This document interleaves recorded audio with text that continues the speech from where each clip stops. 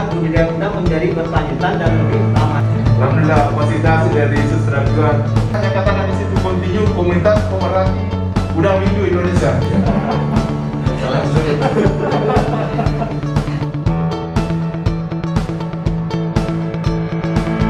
Selanjutnya kami undang dari LSM. Nah, adaptasi perubahan iklim, kadang petani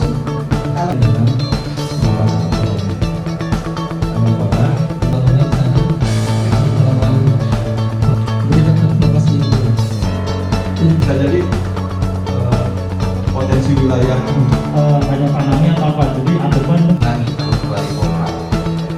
baru bagi informasi bertambah. Jadi termasuk titik koordinat bagaimana.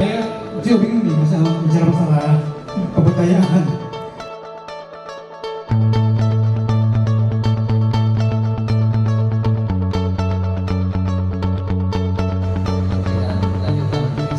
Webinar itu sebenarnya kita propose itu kan 200 meter ke belakang.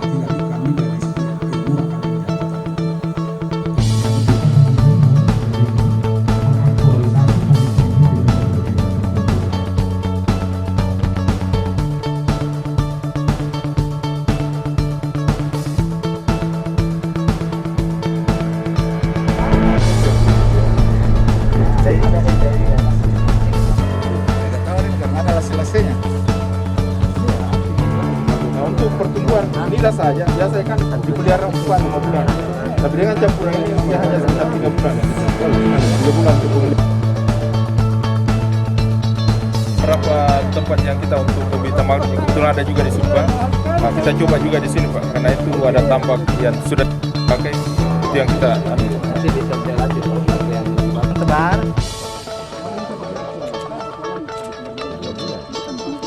Udah 300 kilo.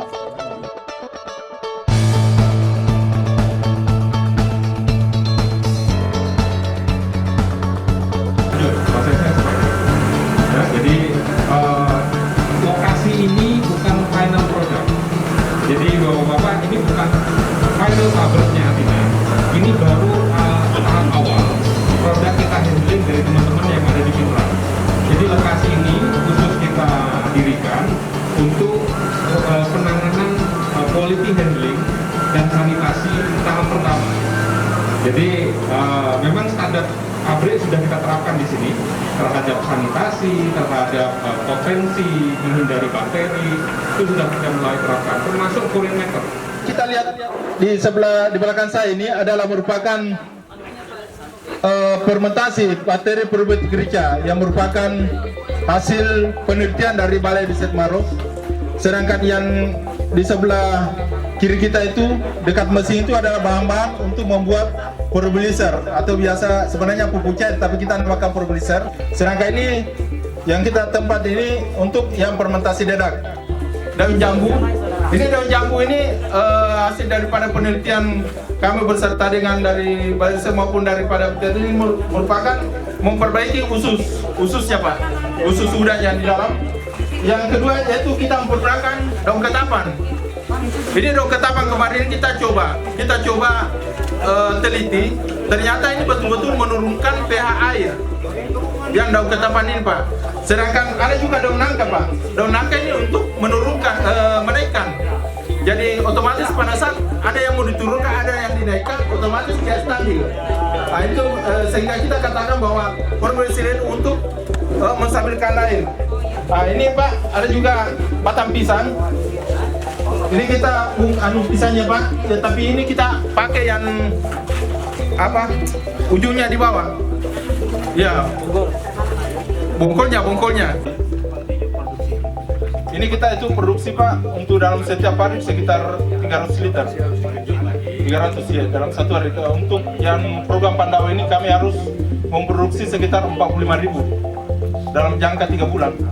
Jadi raginya 5 butir kita hancurkan, campur dengan air. Ini ragi.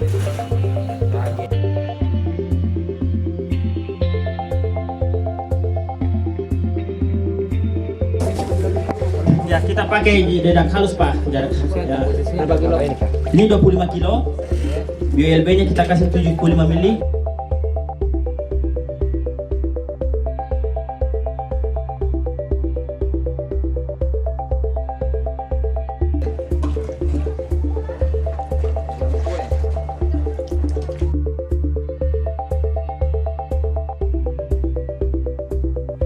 Siang ini proses pengambilan benur dari tempat tokolan di sana, kemudian dipindahkan ke tempat pendidiran.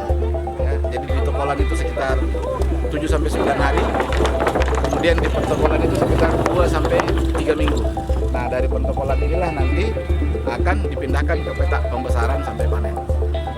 Proses ini diperlukan dalam metode tambak tradisional karena petani mbak tidak menggunakan pakan, hanya mengandalkan pakan alami dari perlakuan pemberian pupuk organik maupun probiotik. Demikian, terima kasih.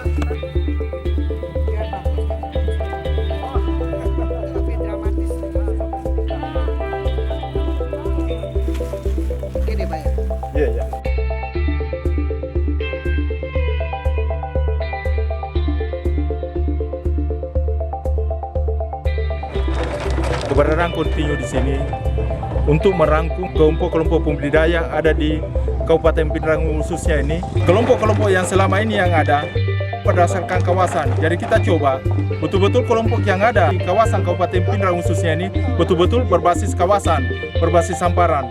Pembinaan yang kami lakukan, cara pembenihan yang baik, bagaimana cara pentokolannya, sistem yang kita pakai itu sistem pindah dari gelondongan ke tambak pembesaran. Dan di tempat pembesaran juga kami mencoba untuk mempergunakan bahan-bahan organik.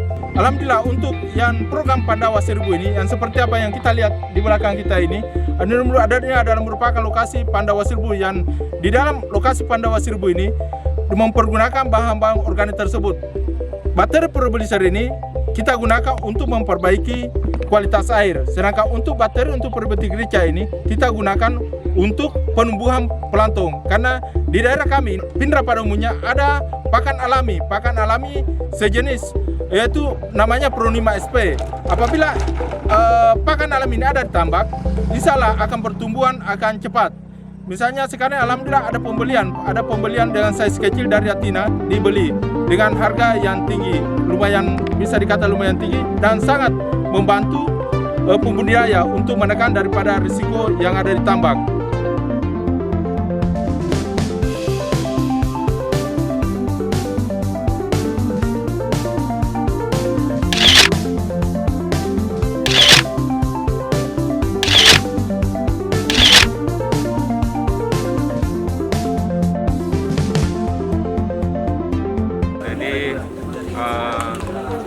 Aspek pilar dari keamanan pangan, ketelusuran, keberlanjutan ini harus kita combine. Tapi yang kita inginkan di sini adalah bagaimana justru tumbuh kesadarannya dari pembudidaya itu sendiri. Namun kita tidak terkesan meminta, tapi kita harus datang bersama dengan mereka. Apa itu pentingnya mereka? Jadi ini kita membentuk suatu ikatan pertemanan yang lebih dalam, tidak hanya sekedar antara hubungan penjual dan pembeli, tidak hanya sekedar petani dan pembeli, tetapi bagaimana kita hadir mengerti kesulitan mereka apa, memberikan dukungan dalam apa yang kita bisa. Jadi tidak harus kita selalu hadir dengan menyelesaikan masalah mereka, mendengarkan pun sudah bagi mereka menjadi suatu aspek teman. Seperti kami Atina, kita bukan ekspertis tentang budidaya, namun kita mencoba menggandeng banyak pihak ekspertis hadir bersama-sama. Jadi kalau kita hanya mengharapkan petani mengikuti standar tanpa kita mengerti apa kesulitan mereka, itu akan menjadi tingkat kesulitan yang tinggi untuk implementasi sendiri di lapangan. Tapi kita harus bagaimana nih di lapangan hadir. Nah, dalam bentuk dukungan yang nyata adalah bagaimana meningkatkan produksi mereka. Itu sangat berdampak. Dengan dukungan itu, kita sama-sama berpikir mata rantainya yang bisa kita arahkan dengan kriteria 3 aspek tersebut: traceability, keberlanjutan, dan juga keamanan pangan. Itu yang selalu kita gali. Edukasi dengan bahasa yang petani lah yang bisa mengerti mereka. Jadi inilah mata rantai yang kita coba hubungkan satu dengan yang lain, dan kuncinya adalah melibatkan mereka terlibat di dalam setiap mata rantai. Gitu.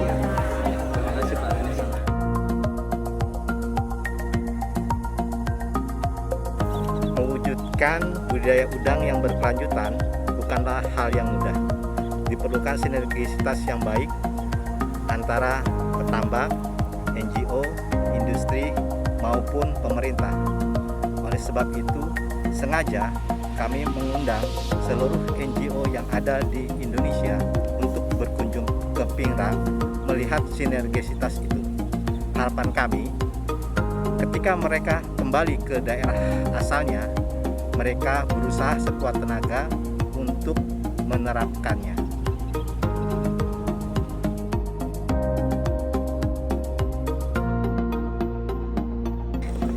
Ini kesempatan yang berharga bagi kami untuk melihat aktivitas sesama kelompok tani di daerah lain. Di sini kami bisa belajar, saling share untuk melihat penanganan benih, mulai dari benih yang tiba dari hatchery, kemudian dilakukan pendederan di kolam pentokolan. Selanjutnya juga didemokan cara pemindahan dari pendederan ke kolam pendederan tambak sebelum dibesarkan. Ini menjadi bekal yang luar biasa bagi kami perwakilan kelompok tani di daerah lain, dan akan terus bisa sharing. Kami mengucapkan terima kasih atas kesempatan yang diberikan untuk saling mengenal teman-teman sesama penggiat pembudidaya tradisional yang ramah lingkungan, yang difasilitasi oleh teman-teman dari Yayasan Sustain Aqua Indonesia. Demikian, terima kasih.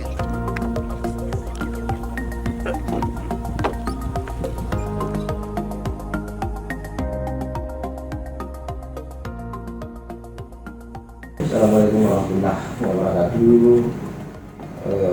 Untuk berbudidaya udang yang berkelanjutan, memang seharusnya tidak memelihara lingkungan. Pertama yang kita harus lakukan adalah bagaimana caranya supaya kita bisa menggunakan benih yang bersertifikat. Kemudian yang kedua adalah sertifikasi mengenai tambaknya. Yang ketiga adalah kalau yang kami lakukan di Sulawesi Selatan, bagaimana caranya memelihara lingkungan, bahwa setiap tahun melakukan yang namanya penanaman mangrove melalui kantor cabang yang ada di beberapa kabupaten kota. Nah, kantor cabang ini punya tugas dan fungsi yaitu untuk pengawasan dan konservasi. Bagaimana caranya melakukan pengawasan di laut, tidak menggunakan bom, tidak menggunakan potasium untuk bius, terkhusus untuk budidaya tambak yang semi intensif dan supra intensif. Kami berharap bahwa mereka memang kami minta untuk membuat yang namanya IPAL, instalasi pengelolaan air limbah. Jadi air yang mereka buang dari tambak sudah diolah sebelum masuk ke laut.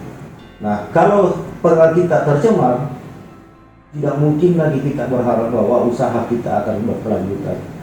Saya kira ini yang kami harapkan dari pemerintah, bahwa marilah kita sama-sama melakukan usaha kita, melakukan usaha secara bersama-sama, tetapi kaidah-kaidah daripada lingkungan itu kita harus tetap perhatikan supaya usaha kita terus berkelanjutan. Saya kira ini yang saya bisa sampaikan. Terima kasih banyak. Assalamualaikum warahmatullahi wabarakatuh.